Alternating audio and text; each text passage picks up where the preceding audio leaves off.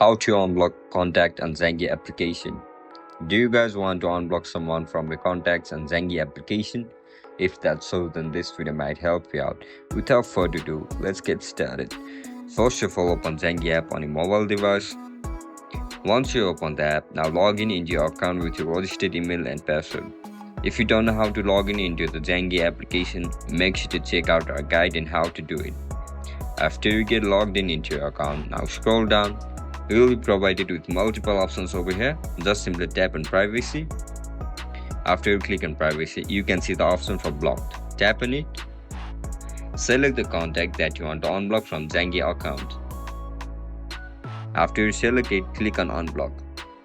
As soon as you click on unblock, your contact will be unlocked from your profile. And that's it, guys. That's how we're gonna unblock someone on Zangi application. If you guys found this video helpful, don't forget to like, share and subscribe to our channel.